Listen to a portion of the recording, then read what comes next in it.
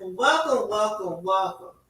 Listen, I'm your girl, Dr. Roz, CEO and founder of the Village Leadership Group, LLC. And y'all know who I am. I'm Coach Williams. I am the content supervisor for the Village LLC. And we are excited, y'all. Y'all gotta listen to this.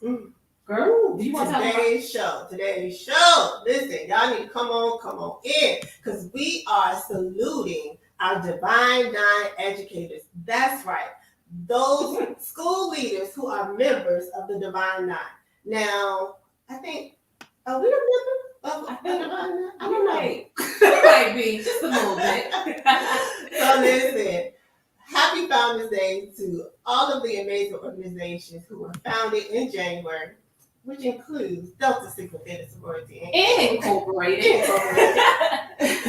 But listen, we wanted to take this time to salute all of our Divine Nine organizations because they're doing some amazing things. Yes. Especially our school leaders and administrators, teachers, staff members, all of them. Right. So shout out to all D9 educators. Again, salute to you. So join the village. Join. How can you hear something? I can't hear anything. Out to everyone. Again. I did. Are we having technical issues? I think we have a little bit of time. I think our panel is ready to come in. So we're going to invite our school leaders to join us. So come on. We have members of the Divine Nine joining us. Come on and join. Welcome to the village. They're coming in.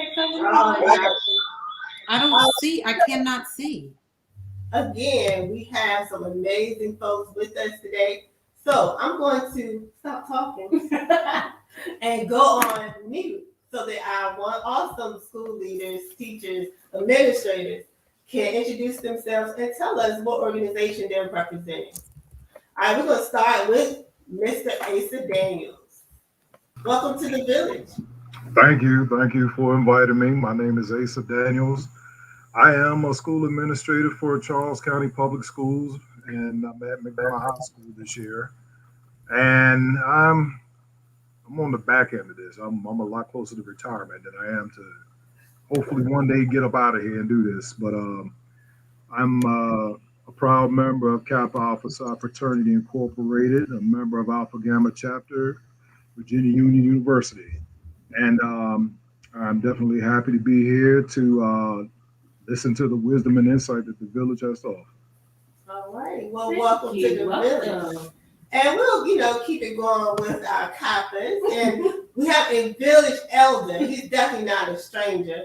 Mr. Mason, reintroduce yourself to the village. How's it going, everybody in the village? My name is Sean Mason. I'm a proud member of Kappa Alpha Psi Fraternity Incorporated. Can you hear me? Yep. We can hear you. I think you're a little frozen. That's all right.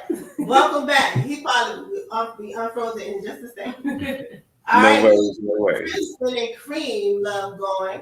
And introduce Dr. Jones, again, a village elder. Welcome back to the village, Dr. Jones. Hello, everybody. My name is Tysana Jones. I am currently a special education teacher at Arlington Public Schools, also the founding board president of MindWorks Collaborative, as well as a leadership coach with MindWorks and, of course, the village. And I am a proud member of Delta Sigma Theta Sorority Incorporated. I love it. All right, we're going to move to Dr. Curtis. Welcome to the village. Unmute your mic. Greetings, fratters and sorors and those persons that are not of the Divine Nine. My name is Dee Curtis, and I'm a journalism teacher on the middle school level. I will not say where I work because, Facebook is a funny thing, but I'm in the area. And Dr. Gaskins knows where to find me if you're looking for me. I also teach the precursor course before formal admittance into the teacher ed program, which is called the Benedin program at West Virginia University. So shout out to WVU and proud member. I'm not going to say how many years, but I joined when things were things. of Zeta Phi Beta Sorority Incorporated. I joined on the campus of Alabama A&M University. I won't say the year. Sigma Beta chapter, and I am now a proud member and have been for quite a while, and past president of Beta Zeta chapter in Washington, D.C.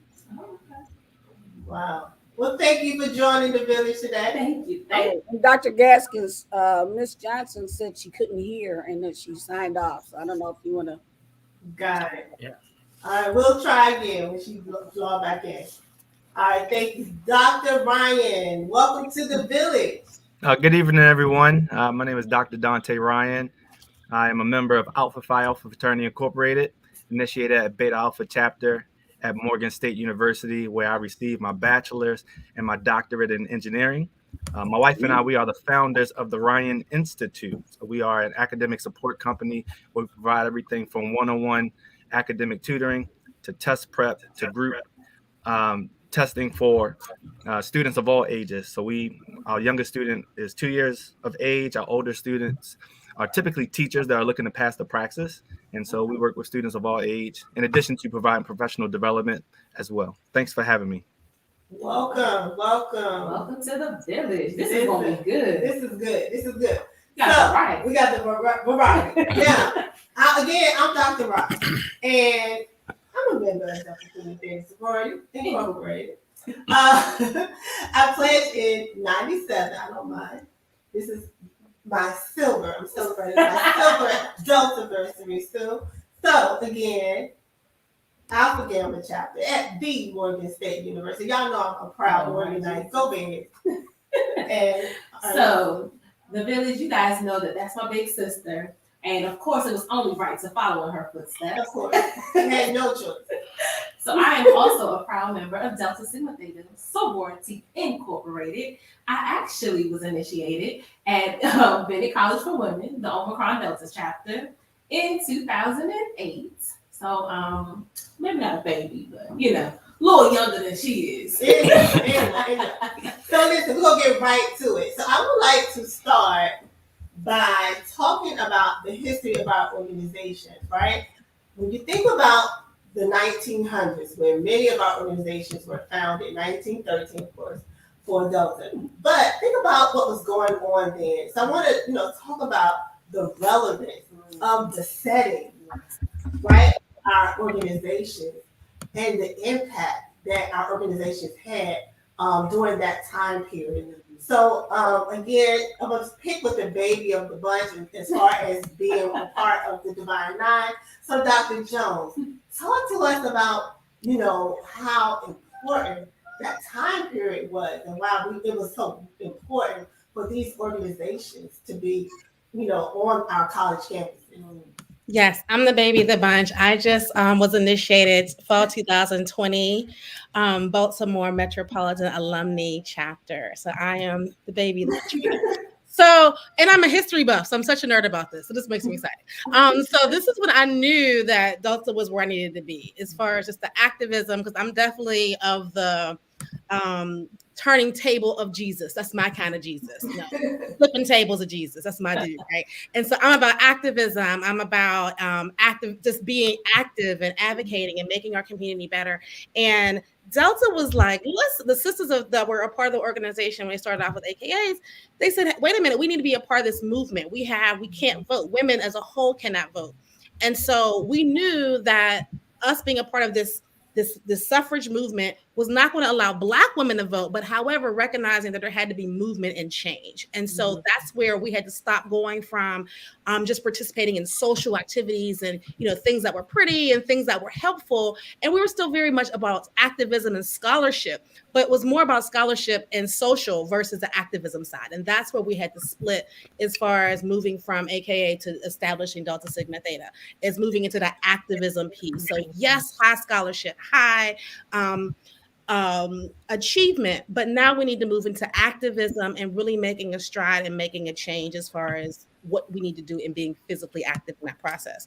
And so the women of Delta Sigma Theta marched in the suffragette movement in the March 1913, and that was a huge split and change as far as what that meant for the organization as a whole.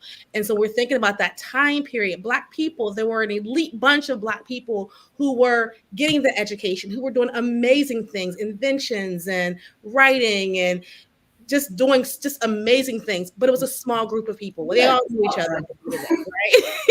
So you have these Deltas marrying the Cap, just everybody was together. They were at Howard doing the right? And so now you have this small group of people who are moving out, and after they graduate, they move to other places and they continue moving their organizations as well as the community as a whole through the organization. So it's just organizing the educated Black people to then being able to make movements throughout the Black community.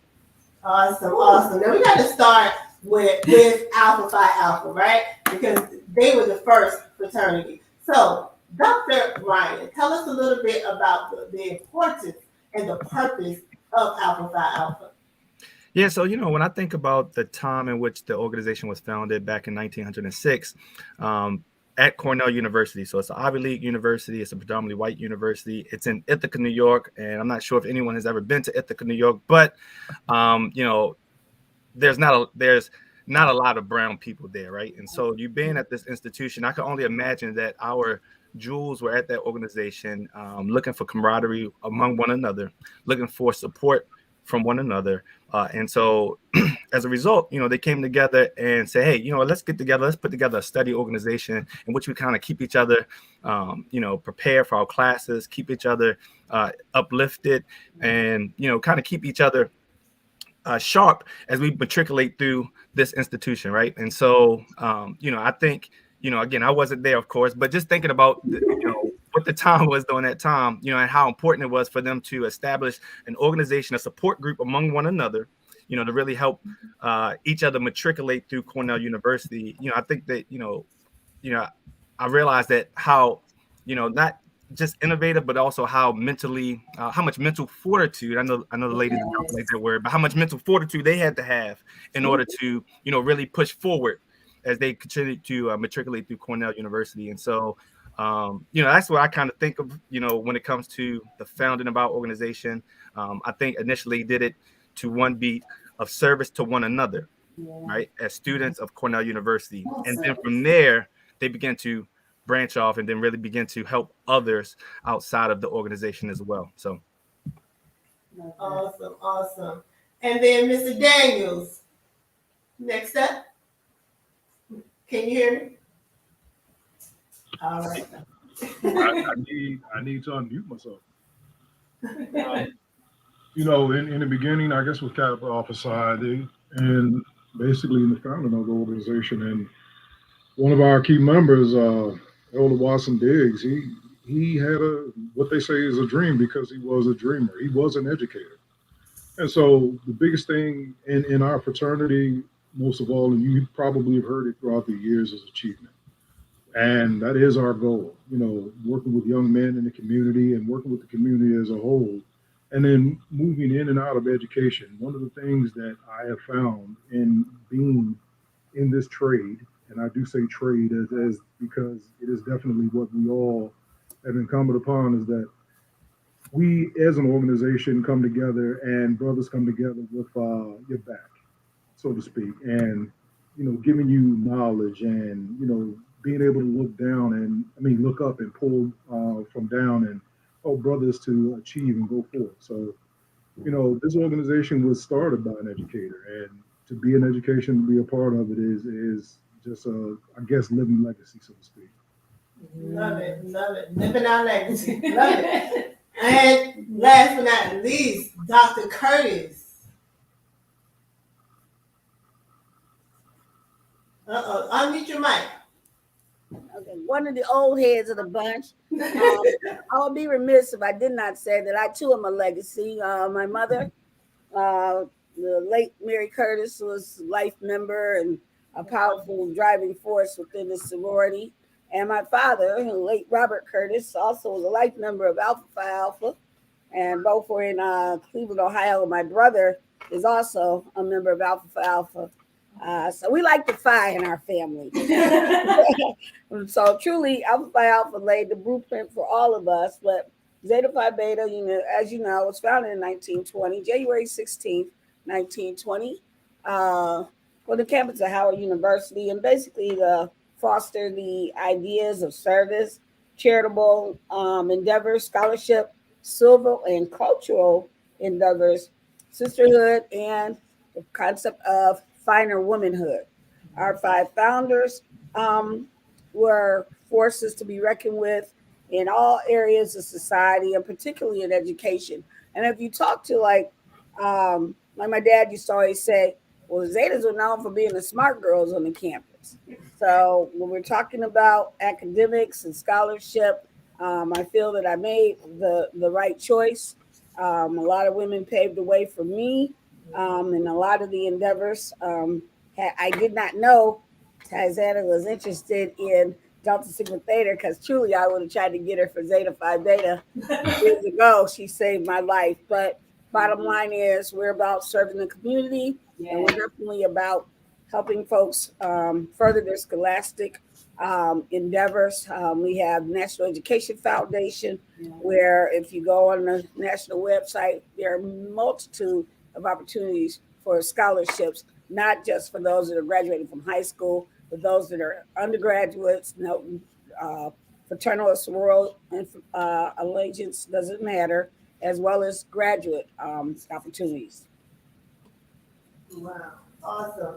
So, Dr. Curtis kind of hinted to something, is that regardless, we're all about service and giving back and doing what we can to improve the environment of our people. And, I love it. I love it. And, people talk about, the Deltas don't like the AKAs and the AKAs don't like the Zetas or whatever. Qs don't like the Alphas. But, that's like saying the Redskins don't like the Cowboys. But, we all come together, for the cause. So that's what I love, the sisterhood, the brotherhood, the camaraderie, the unity. That's what's needed, right? Especially now. So when we compare and contrast, we talk about our founders, and those of you who are just joining us, we are saluting our D9 school leaders and educators. The month of January is the month when we have so many organizations celebrating their Founders Day.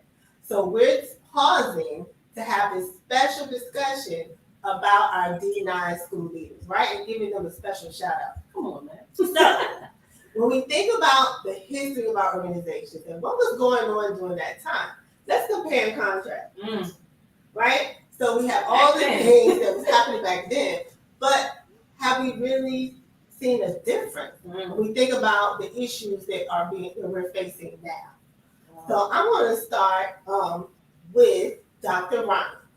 Thinking about the past to now, has much changed? Have we made any progress? We think about Dr. Martin Luther King, who was a member of Alpha Phi Alpha, and all that he fought for. Has much changed?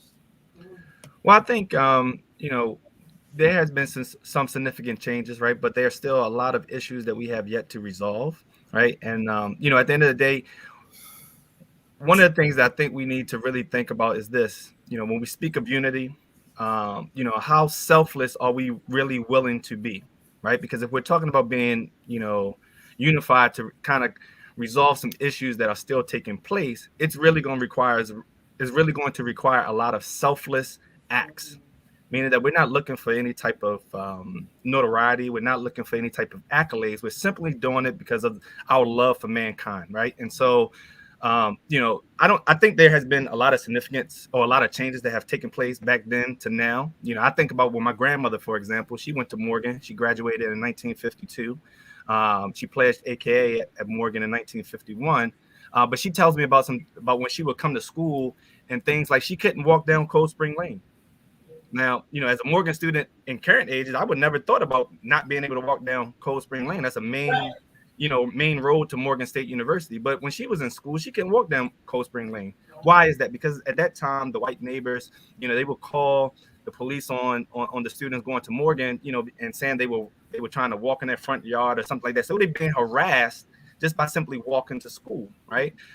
We think about Northwood, right? We know that Morgan was very instrumental in integrating the Northwood Shopping Center. Well, now Morgan is leading a whole effort to revamp Northwood Shopping Center, right? We think about, oftentimes, we hear about the Greensboro sit-ins, but not realizing that 5 years before the Greensboro sit-ins, students from Morgan was boycotting lunch counters at Reed Drugstore, right? And so, but we're not doing those things now. Right now, we don't have to do those things. Now we can walk in and we can get lunch wherever we want. We can walk down the street and not necessarily be harassed, by neighbors and so forth. So I think a lot has changed.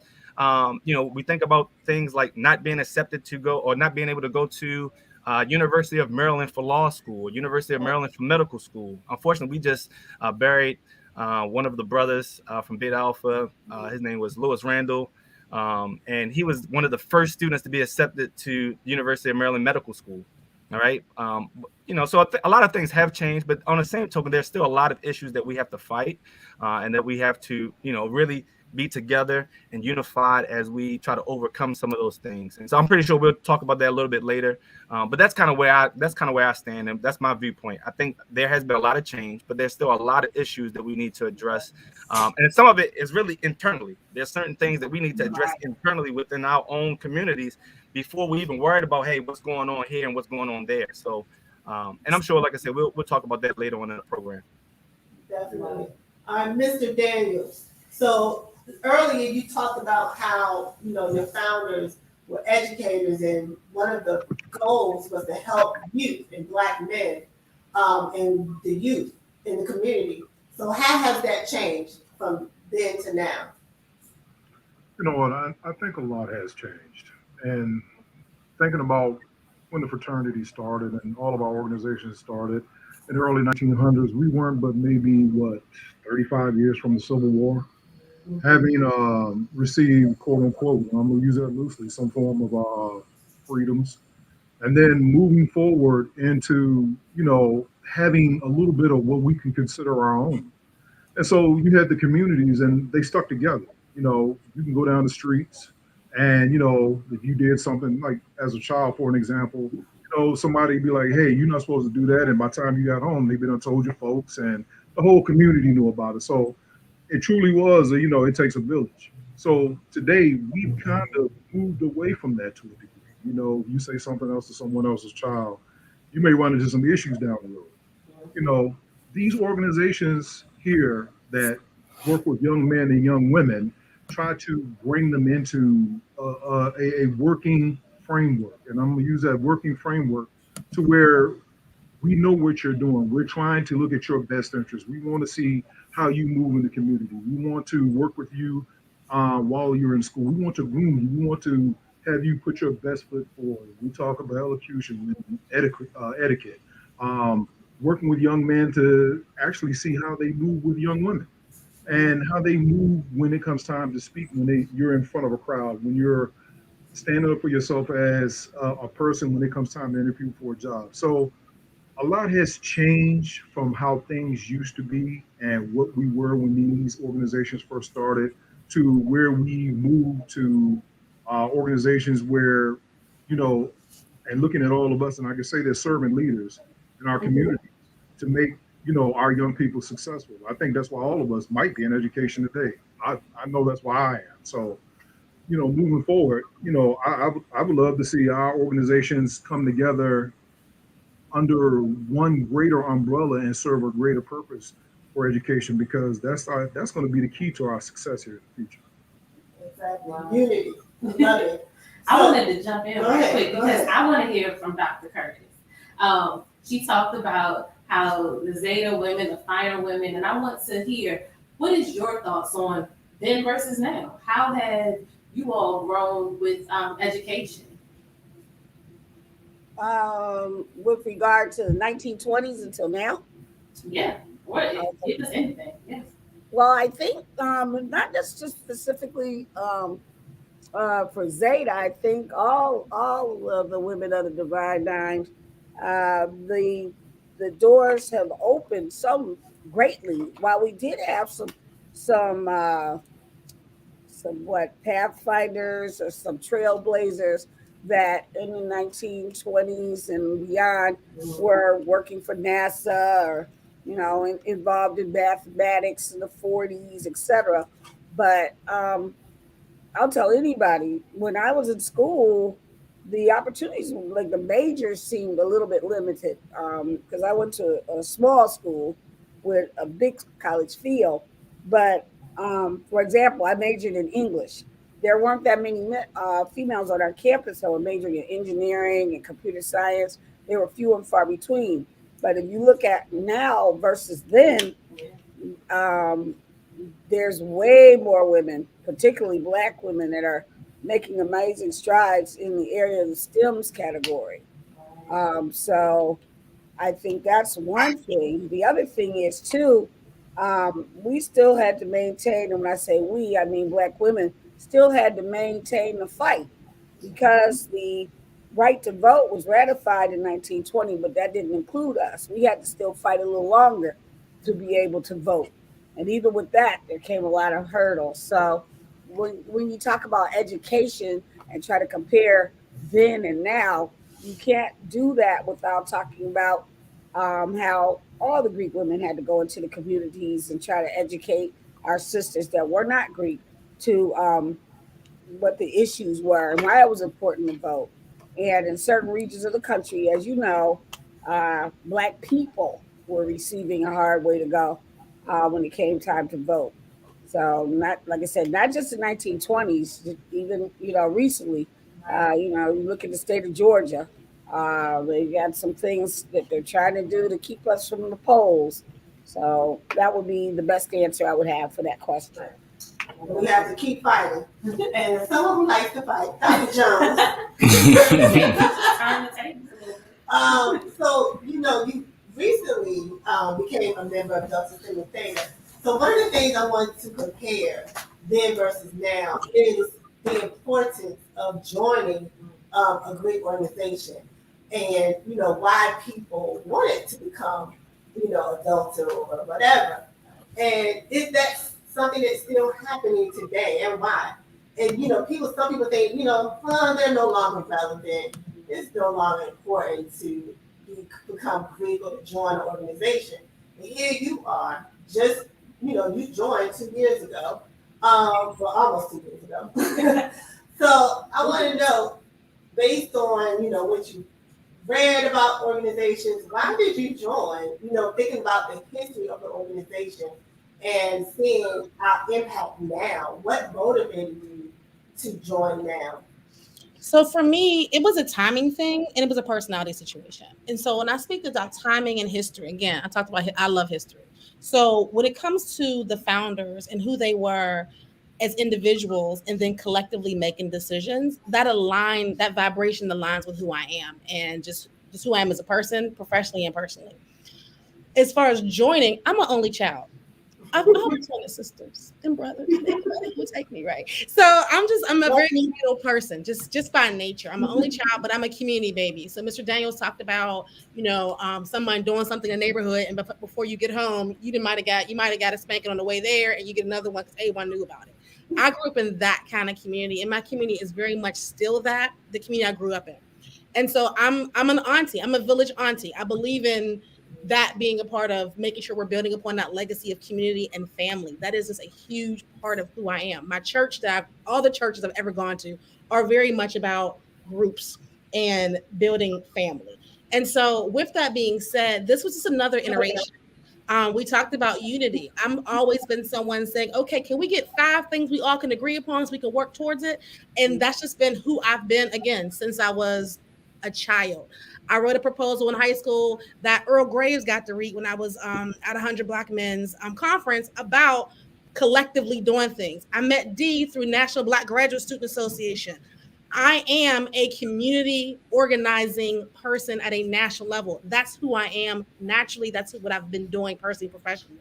This is just an extension of that. And so I believe that the work that I'm doing as Tysana Jones can be amplified by me connecting with a Dr. Gaskin, with a D, with I have Dr. Crystal Edwards, who's also just different women who are doing the work that I'm doing, but we can work and inform each other and build. I believe that this fits the organization. We're constantly building knowledge and we're growing our community. So that's why at this old stage of life, that this was still something that I can connect my horse to. It's a moving way. I'm doing the work. I've been doing the work for the last 20 plus years. And so how can my work then be amplified and pushed forward with other people who are also moving in the same direction? And so it's about garnering energy and motivating and pushing these things through so that we can get more done collectively. I like what she's talking about with community. And I want to dig a little bit deeper because we're educators, right? So our immediate community that we're impacting is that education community, right? Now, I'm always the one who throws those questions out there. I have a challenge, and I'm going to go to Mr. Daniels first. Mr. Daniels, I want you to think of one issue in education now. But here's the caveat. Not only do I want you to give me the issue, but I also want you to give me a solution. Now, the solution, don't be telling me, oh, because of funding and all of that. I'm going to give you whatever money you need. I'm going to give you the staff you need. I'm going to give you the buses you need. You know we need some buses, right? But I'm going to give you the technology and substitute. I'm going to give you everything. But think of that one issue in education, and what is that creative solution that you have or that you've been thinking of? You're like, man, I can do this if. So I want to hear from you. And everybody, I'm going to ask y'all the same question too. Wow. You really just threw me right on out there, didn't you? If I had to think of one issue that I guess for me that will polarize all of this, and I don't think it specifically has anything to do with funding. I don't think it has anything specifically to do with something. Well, you could possibly throw money at it, but I will say this: the issue for me is appropriate parental support. And I say that with tongue in cheek because you have parents that want their child to receive the highest form of education in most public and or private school settings, but browbeat us, do a whole lot of other things to us. And I know you all have had parent-teacher conferences, there's teacher conferences, PTA meetings and everything to make sure that their child gets the best. When a lot of what I see and hear and understanding and what they do, it makes me kind of cringe some days because I believe there needs to be something said to appropriate parental support.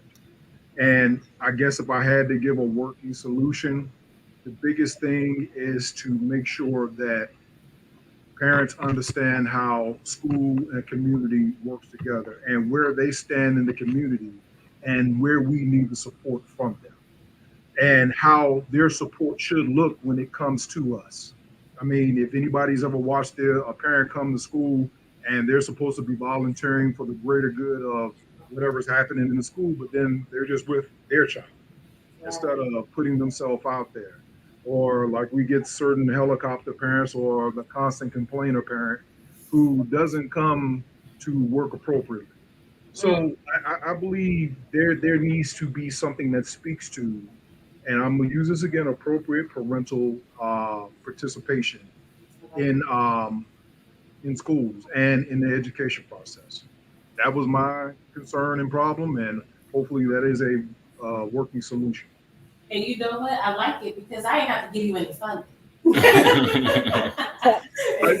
It can be thrown at it, but it, you know, a lot of that is we as servant leaders, you know, you want to build your positive culture and climate in your school and community. And in doing so, you try to incorporate the loudest person in the community and get them to where they're working, to where they help you build. A little money doesn't help. I mean, a little money does help. So understand. But, you know, I think parents need real understanding of what it looks like to appropriately affect their child's education. So, may I piggyback on what Dr. Daniels said? Go ahead. Thank you. I've had many jobs. My father used to say I'll be 90 before I can retire. He was wrong. I'm leaving in 5 years. But anyway, I used to be an education director at a Head Start agency in Washington, D.C.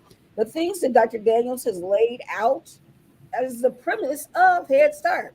Head Start is to give people a leg up and a leg over. Part of the program is to help the parents learn how to be parents, okay? And help, I know I have girlfriends who were a product of, being a parent, and they went to school and, eventually got hired by Head Start, et cetera, et cetera. And I'm a firm believer in parents as partners. You cannot, if any of our relatives are online listening now, as they've had children, and then, tomorrow's the first day of school, and I'm putting Nunu on the bus. No, you're not. No, you're not. You're going to walk Nunu into that school. The teacher will not have the time to hear all about, Nunu, but you introduce yourself into that teacher, introduce Nunu to the teacher, and let that teacher know that you are trusting her with the most valuable thing that you have. And also that you look forward to working with that teacher this year as Nunu progresses. And Dr. Gaston knows that we're right, because those parents that are partners, when there's a problem, and I'm not saying the parents that are partners, that their kids don't get into mischief, they do, but you're a little bit more apt to help find a solution to whatever it was, and a little less wanting to just kick them out the door or paper them to an alternative program than than those that just send their kids to school. And I'm glad this is called The Village, but it does take a village. So if you can't be there, Mom, then can Grandma be there? Can Granddad be there, or Uncle Al from down the street, whomever? But we have to have all people. Parents are stakeholders, and somehow, some way, again, looking at Head Start, and I received my master's in child development from Michigan State, from the College of Human Ecology, and you have to look at the whole child. Did that child eat breakfast? Do they have a safe place? All of that goes together, and so we've got to have that in the schools. That's really good if you give me $1 million and I have computers for everybody and all that kind of stuff. That's nice. That's nice. But if that child doesn't have somebody in their corner, if we don't buy into what we do as a living, this is a calling. Yeah. So, you see on the news, if I turn on the news right now, they're going to talk about how many teachers have left education during this pandemic. You jump out, you jumping out because you weren't called. This is a calling I've tried to run from. That was say that again. So this is a calling. I'm going to try not to have church in here, but it is a calling. And then you have to look at, somebody has to be in the classroom. You can't gain tenure and then jump out. See what I'm saying? You got to be proven for a little bit. You got to put in a little bit of time. Yeah. Like I said, I got 5 years left. I've been an assistant principal. I hated every day. Every day that I was there, I hated it. I was like, we have some administrators. I'm sorry, but that's just my personality. I didn't, I was selected for the program. And one thing about me, and I don't know if Tizana remembers this, if you tell me something about some free school or free training, I'm going to sign up. Lickety split. But the bottom line is, I don't want to hog your time.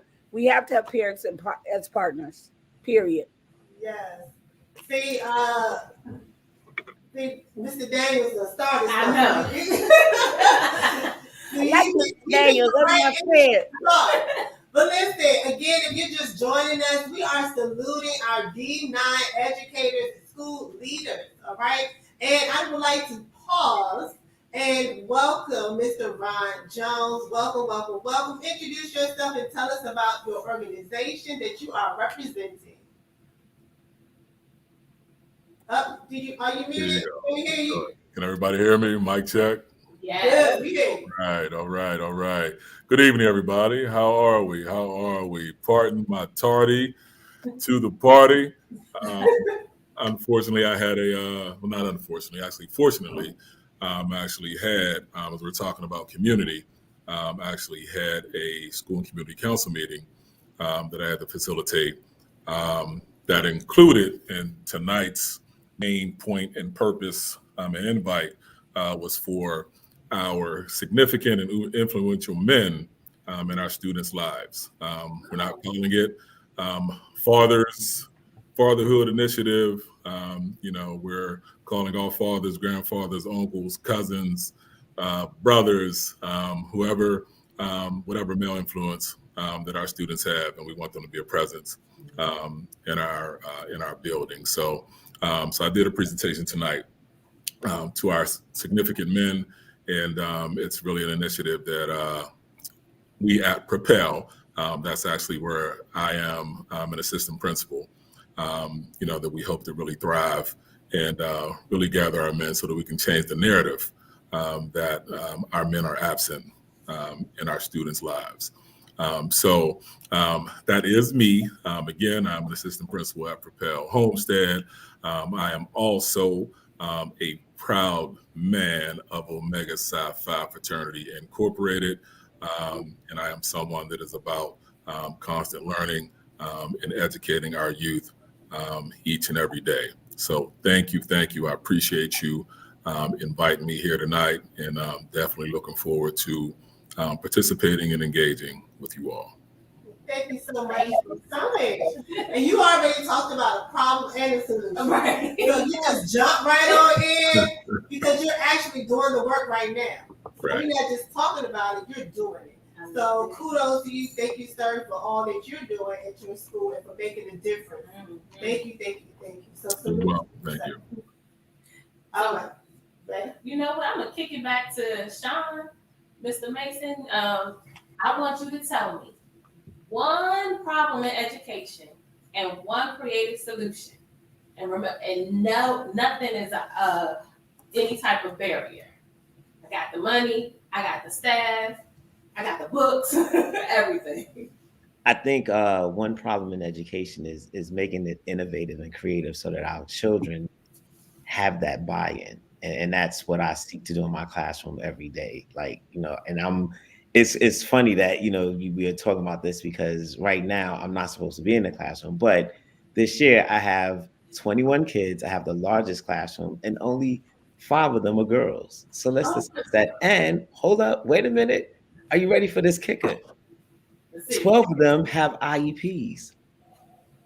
Hold up, I just did And wait, hold up, wait. I got some source for you. Wait a minute, hold up. And the special education teacher was taken out of the system due to our past mayor's mandate with COVID and all that. So guess what? Guess who's coming to the classroom every day? That guy. So what's the solution, sir, other than the fact that you're doing what you can do?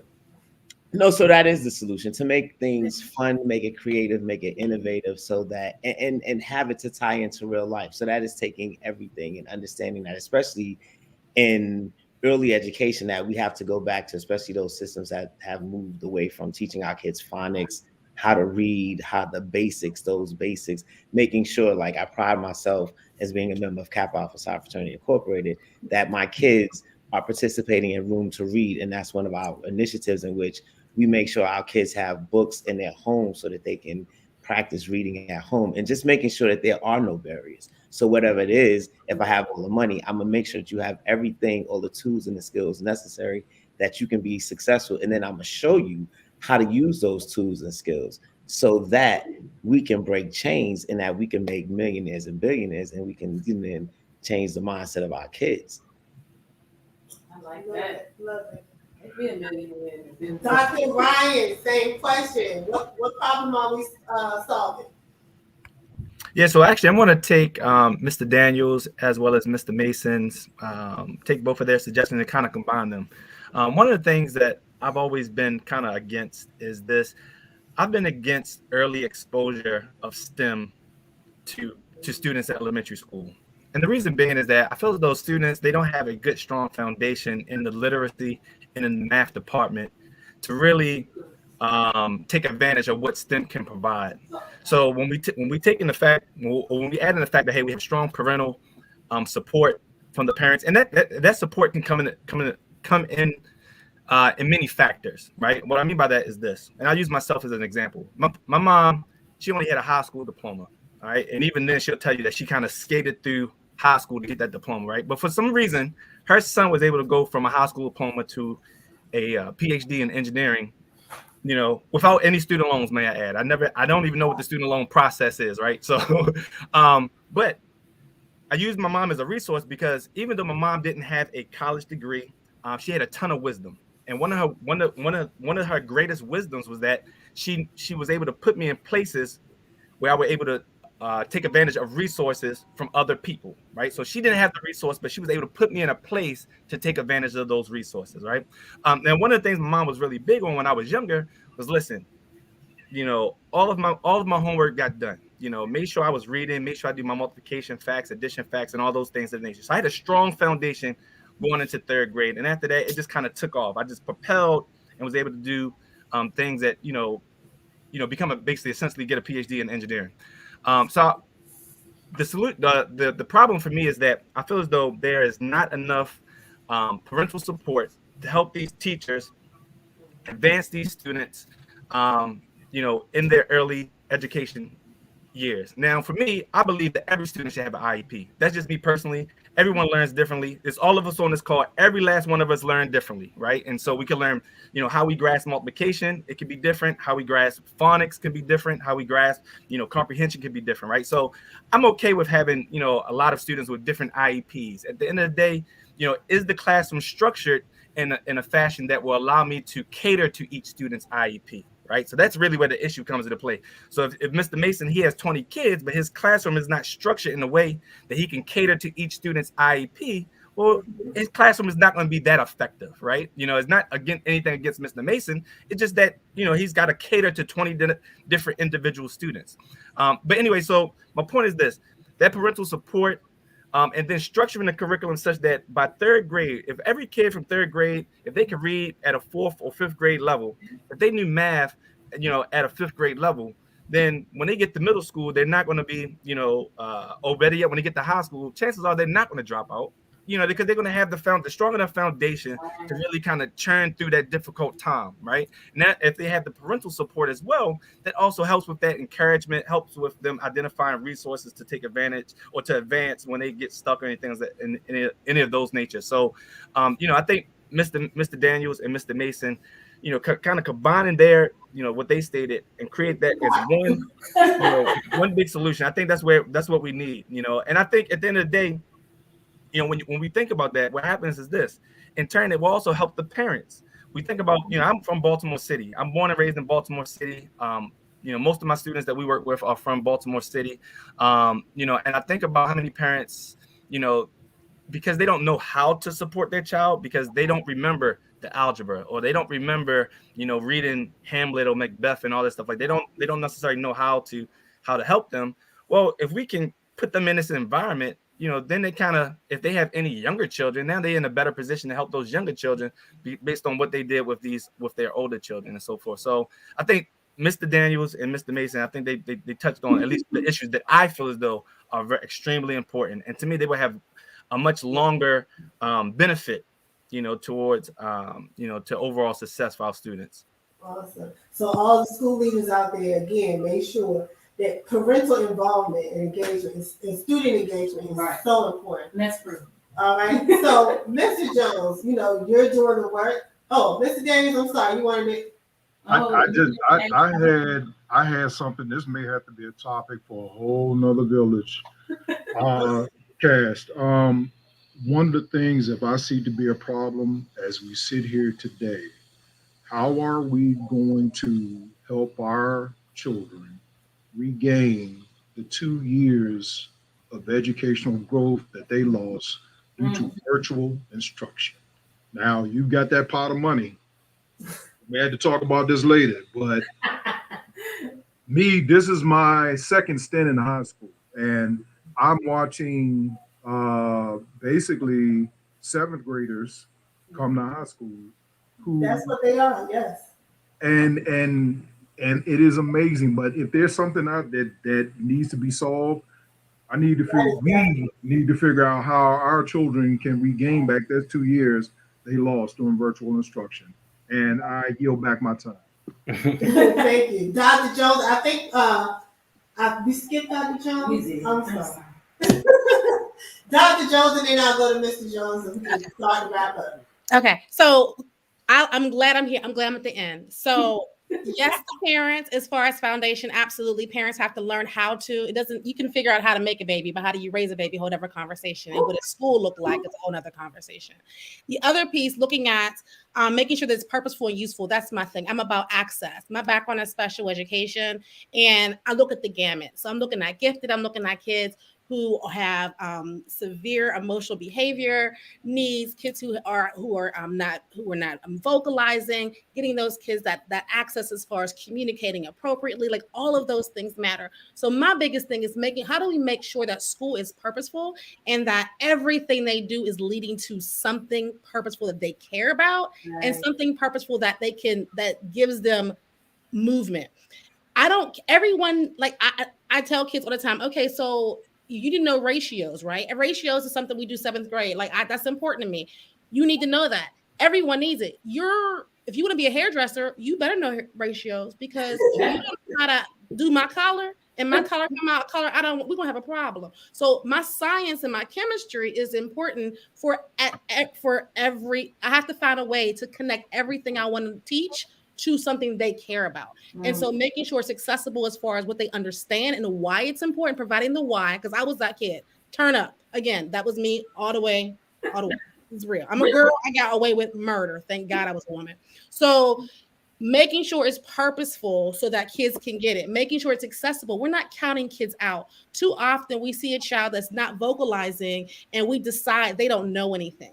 We mess around and give this kid a keyboard or a talker, and they're a poet. They're telling you about math. They're telling you about history. They're telling you about how things work on the inside. So we have to find ways to connect with all children. So that's my biggest thing, is creating access through technology or through experiences, and making sure that kids are doing things that are purposeful to their ongoing or long-term goals. Oh, that was big. That was deep. All right. So, Mr. Jones, again, I'm looking at all of the men that's on our panel. And that is one of the problems that I see, is that we don't have enough men, and especially African-American males, in the classroom or even in the school, period. So I want to hear from Mr. Jones, how can we get more men to come into education as well? Can you call your brothers, hey, calling all cues, become a teacher? What can we do? Because many of us said our founders were educators, but now we can't get people to sign up to become teachers. So Mr. Jones, solve that problem for us. How can we find more Mr. Jones, more Dr. Ryans, more Mr. Daniels, more Mr. Mason?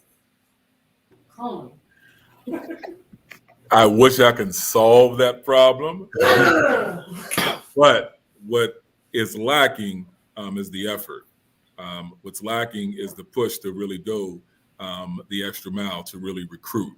And I'm going to stick with recruiting Black males, going to HBCUs, going into the communities and starting there and looking at individuals in terms of what's the root, what's their interest. How can we develop you as an educator? We have a lot of students that have raw talent, and they're good with, right now, we're mentoring students right now, and they don't even know the skills and the passion that they have, and they automatically are going. Our 8th graders are automatically going and mentoring our kindergarten students and don't even realize what they're doing.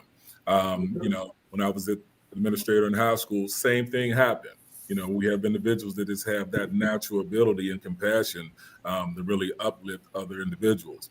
We have to make sure that we're paying attention to those kind of things. Wow. We have to also make it enticing. We have to stop presenting education as if this, we talk so much about prison pipeline mentality, but as educators, and I'm going to throw it out there because we family here, right?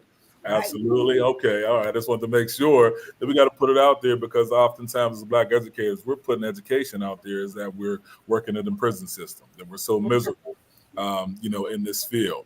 So if we're presenting it as if we're so miserable, then how do you think we're going to get passionate individuals to actually embark upon this field that I am so passionate and I'm enjoying being a part? Has it been a struggle? Absolutely. It's not an easy field, not at all. But if you're in it to win it and it's your purpose, then you're going to actually deal with the lumps and the bumps and bruises, because at the end of the day, when you see the success of your youth, those bumps and bruises are going to go down, because that's actually the solvent, for those bumps and bruises, and seeing the efforts in the production of the students that you're dealing with. So that's the effort that needs to happen across the board, no matter what school it is, whether it's in the urban school districts, whether it's in the suburban school districts, it needs to happen. We have to make sure that we talk so much about DEI now in our schools, but we're not seeing a lot of DEI in our schools right now.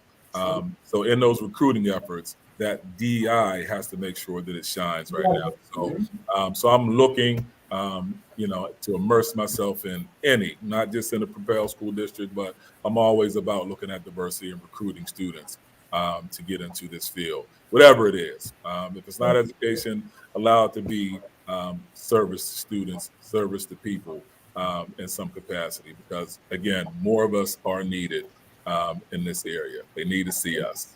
Yes. Love it. Definitely need it. So we're about to wrap up. Unfortunately, we can go on and on for hours.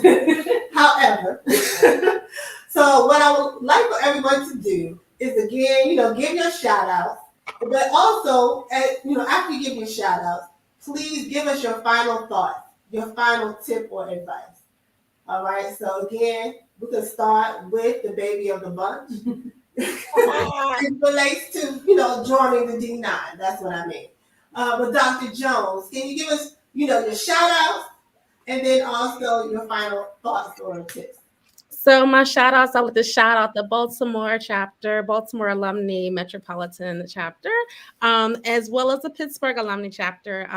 Amazing women in both places. And of course, the wonderful women men and women, just the people I love at North Carolina Agricultural and Technical State University. That was mostly for Rosalind.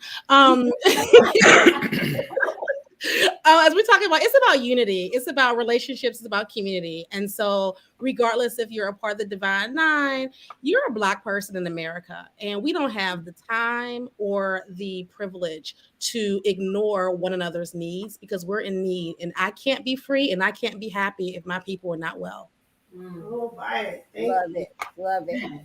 All right. And Dr. Curtis. Yo. Well, shout out and final thoughts.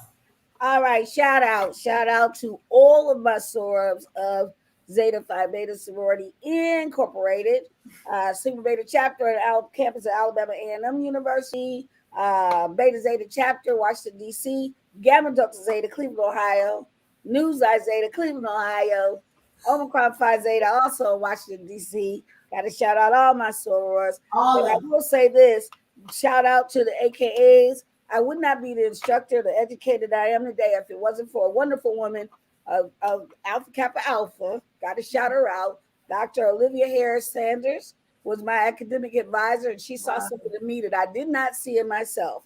To my best friends from the campus of Alabama A&M that are members of Delta Sigma Theta, as well as Alpha Kappa Alpha, I want to shout out my old college room dog. I had to go behind the building and get that eye before. I didn't want to do it, but I had to do it. Katrina Hale, and also Michelle Harris, and the rest of you all. You know I love you. My final thought is this. We say that we're about helping the community. Sometimes, and I'm saying this, fratters, sorors, sometimes you got to bring the community to the people. I have done that, and I will say this, one quick example. When I taught in Washington, D.C., food stamps don't come because Thanksgiving is coming. The first of the month is the first of the month. And I had my sorors fix up Thanksgiving dinner every year that I was in there. And the parents really got into that. The kids appreciated. And I'm talking turkey, dressing, greens, all of mac and cheese. Then the parents started wanting to bring in, no Black gathering is good without the mac and tuna salad. So they started bringing that too. So, get the community out there. Those of us that are educators, you got to bring the community to your sorority sisters and your fraternity brothers. And with that, I thank you for this opportunity, Dr. Gaskins. Hopefully you'll present it to me again. Definitely. Thank you so much, Dr. Curtis. And Dr. Ryan, your shout outs and final thoughts. Again, thank you for having me. I do want to shout out my wife, Antonika Ryan. She's a member of Sigma Gamma Rho Sorority Incorporated by way of Beta Tau chapter at Morgan State University. So they're in the midst of celebrating their centennial. And That's so right. they're having, of course, got to shout out the frat, Alpha Phi Alpha Fraternity Incorporated, all my brothers out there, especially my home chapter, Beta Alpha chapter at Morgan State, and the chapter that I have matured in, which is Beta Alpha Lambda chapter in Baltimore County.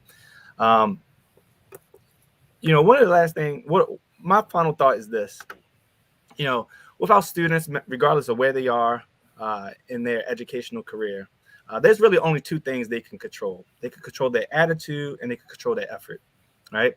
And I believe that it's up to us, that serves as their mentors, that serves as their teachers, their coaches, their administrators, and so forth. I think it's really up to us to make sure that we're a depiction of that. So that when we show up, our attitude is where it needs to be, our effort is where it needs to be, so that it begins to roll off and influence how they go about their day. And so, again, I thank you for having us. And that's my final thought. Let us control our attitude and effort, because that's really the only thing we can control each and every day. Love it. Mr. Daniels. Mr. Daniels. Yeah, my trying to get down there to that mute key. I first of all, I think my biggest shout out, I'm gonna shout out God, because he's brought me back from a place that when people go there and we tell our story, it's the truth, because I had a bout of cancer at the beginning of the year. So to come from that and to be healed at this moment, I am more than thankful. And I give praise every single day for being able to get up on my feet. I want to give a shout out to the brothers, all the brothers of Kappa Alpha Psi Fraternity Incorporated, to Alpha Gamma chapter, my line brothers, and Ron Jones. I'm looking because my roommate, he was educated too in college, and he's a member of Omega Psi Phi. So big ups to all of the illustrious educators in the Washington, D.C. metropolitan area. If I did have to give a final thought, I think about Luke chapter 11, verse 23. If you aren't with me, you're against me. If you're not working with me, you're working against me. And we as servant leaders have to have an understanding that this is collegial, and we all must come together and work to improve upon our craft and those who come into this craft, and help them to grow so that our children do not get left behind. And I say our children because I speak specifically, having worked in DC public schools forever, and then finally moving on and coming to serve my community. I see differences, and I want you to know that now that I'm in a suburban area, I want all of us to have an understanding that every child, under every circumstance and every situation, needs us. And whatever it is that we need to do, we need to put our hands out. And when it comes time for us to sit down, like Dr. Curtis says, he got 5 years and I got 5 years. When it comes time to sit down, we need to be able to be looked upon to give that information to those who are coming up behind us and say, like, hey, don't fret. It's hard. And like Ron said, it's a struggle. Every bump and bruise along the way is going to make and mature you and to help you be the best educator you can. So that's my final thoughts. Thank you. Mr. Mason, shout outs and final thoughts, sir. Good afternoon, good evening. So let's see, I would like to shout out the brothers of Kappa Alpha Psi Fraternity Incorporated, the ladies of Delta Sigma Theta Sorority Incorporated, especially the lovely ladies of the Alpha Gamma chapter. I don't think I would have graduated from the most illustrious Morgan State University. So also got to shout out the Bears. And I want to shout out just all of the educators who go to work every day. And as we all know, and as Dr. Curtis said, this is definitely a calling. You have to be some sort of special to do this.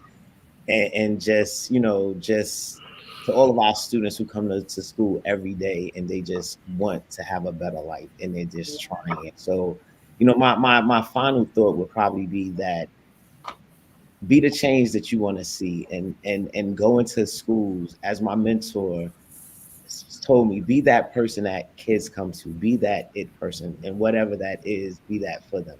So make sure that we're innovative and making sure that, like Dr. Ryan said, I believe that everyone should have an IEP because we all learn differently.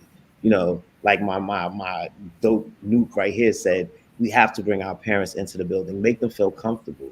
Like Ron Jones said, but then we got to bring in more Black men. But how do we do that? Let's make them feel comfortable and understand that you can thrive in education. And that is one of the best places because you're actually giving back every day. And you're making a change in the life of a child that needs you. And so therefore, it's such a rewarding experience. So as my brother said, when you get those bruises, and you're going to have that in any career, whether you're in finance, whether you're in banking or whatever you're doing, you're going to have those bruises. But when you change the life of a child and you then see them flourish and then you see them grow, that is the most rewarding experience. I just sit back and think some days about where my students were and where I see them now. And a lot of them are like fathers and they're in their careers and they're like, yo, Mr. Mason, you were like the best teacher. And at that time, and as we all know, especially as Black men, we never get the great kids, and that's cool. And I love that because in those classes, you got those poets, you got those creative kids. I do a production every year, The Wiz, just because I think it's the greatest musical. These are the misfit kids, and people are like, yo, that production was off the hook.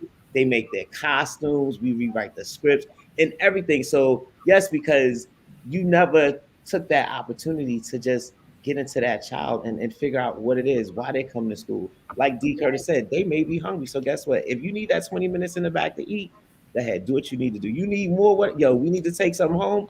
Whatever it is that you need, we're gonna do that. And let's look at the whole child and make sure that as the village comes together, we make sure that they have everything they need. So just be the change that you want to see, and however you need to do that, and don't complain, because in the end, you will be blessed abundantly, and it's just the best experience that you'll ever have. All right. Mr. Jones, shout out and final thought. All right, thank you.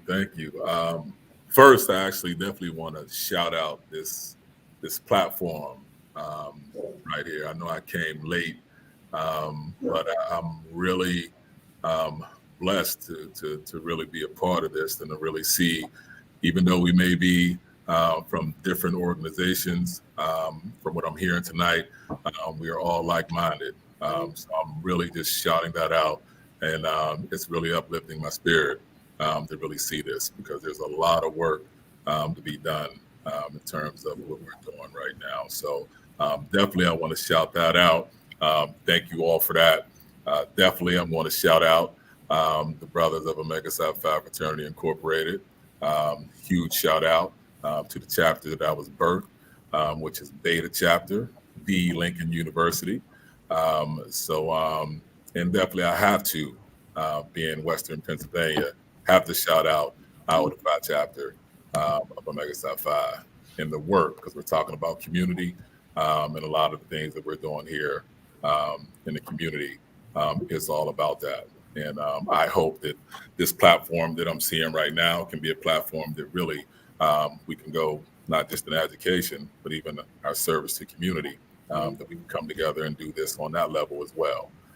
So definitely, I appreciate that, and I hope we can do that. Final thought, I'm going to try not to extend my final thought too long, but definitely when Mr. Daniels actually started speaking about kind of the latency in learning that our students have for the past 2 years, it's almost like he was in my head, because I was thinking the exact same thing at the exact same time that he said, and I mean that, at the exact same time that he said that. And that's something that we can't glance we can't just gloss over because we have our students back in our school buildings. That's huge. That's a huge opening and missing link right now for our students, not just academically, but socially and emotionally. And we have to figure out as educators, as leaders, how we are going to really continue to tap into those areas that have been lost. Our students have seen a lot. There's a lot of additional trauma that has occurred amongst our students in these past 2 years. And we cannot forget that. It really boils down to the 3 R's. Us and educators know what that is. And most of the times what those 3 R's actually equate to is we have to make sure that we're building relationships, making our engagement with students relevant, and then the rigor will come after that. If you don't get that in place, any learning that's going to happen if those first 2 are not in place. So I know that was kind of some buzzwords and some jargon, so I don't get long-winded. I want to actually close right there and give it back to the facilitators of the night. But again, thank you all. I appreciate you. Thank you so much. Great. Listen, I want to shout out our panel. Yeah. Thank you so much. Thank you for, just bringing it tonight. And, although we're celebrating and saluting our founders and our organizations, you guys brought your A game. Yes. You gave us something to think about as far as how to really solve these problems, right? And making it really relevant to what we're seeing as far as the issues in education.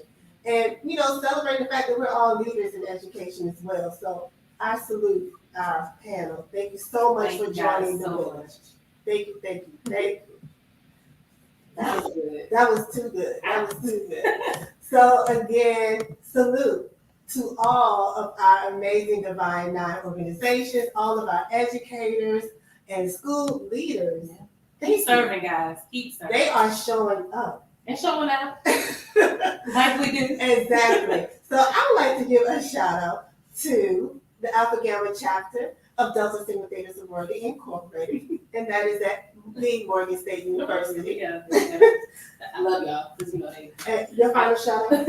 My final shout out, of course, is to the Omicron Delta chapter at Bennett College, and just to my big sister, because she got us all here, guys. Yeah.